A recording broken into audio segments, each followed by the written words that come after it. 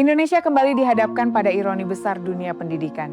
Di satu sisi, pemerintah gencar membangun program makan bergizi gratis atau MBG dengan anggaran fantastis hingga ratusan triliun rupiah. Namun di sisi lain, nasib jutaan guru honorer justru semakin tidak jelas. Tahun 2027 disebut-sebut akan menjadi akhir bagi tenaga honorer di sekolah negeri. Artinya, guru honorer yang selama ini mengajar di SD, SMP hingga SMA negeri terancam tak lagi bisa mengajar jika belum berstatus ASN atau P3K. Pertanyaannya sederhana, bagaimana mungkin negara begitu sibuk mengisi perut siswa tetapi justru abai terhadap orang yang mengisi otak mereka? Karena sekolah bukan hanya soal makan siang, sekolah adalah tempat membangun ilmu, karakter, dan masa depan bangsa. Dan inti dari semua itu adalah guru. Selama puluhan tahun, guru honorer menjadi tulang punggung pendidikan Indonesia. Mereka mengajar di daerah terpencil, sekolah kekurangan tenaga, bahkan di tempat yang jarang disentuh perhatian pemerintah. Dengan gaji yang kadang lebih kecil dari uang parkir harian pejabat, mereka tetap datang ke kelas setiap pagi. Mengajar matematika, bahasa Indonesia, IPA, hingga mendidik akhlak dan disiplin murid-murid. Namun kini, justru mereka yang terancam tersingkir. Pemerintah memang berdalih bahwa penghapusan honorer dilakukan demi penataan birokrasi dan profesionalisme tenaga pendidikan. Semua guru di sekolah negeri nantinya harus berstatus resmi. Sekilas terdengar baik, tetapi masalahnya, negara belum benar-benar siap menyediakan solusi bagi seluruh guru honorer yang sudah mengabdi bertahun-tahun. Banyak guru honorer gagal lolos P3K karena keterbatasan formasi.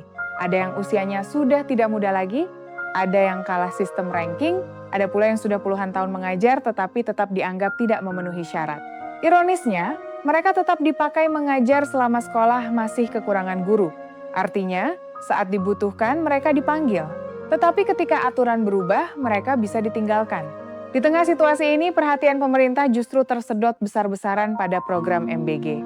Setiap hari publik disuguhi pembahasan soal menu makan, distribusi susu, dapur umum hingga proyek pengadaan pangan. Seolah-olah masa depan pendidikan cukup diselesaikan dengan sepiring nasi dan susu. Padahal kualitas bangsa tidak hanya ditentukan oleh perut yang kenyang.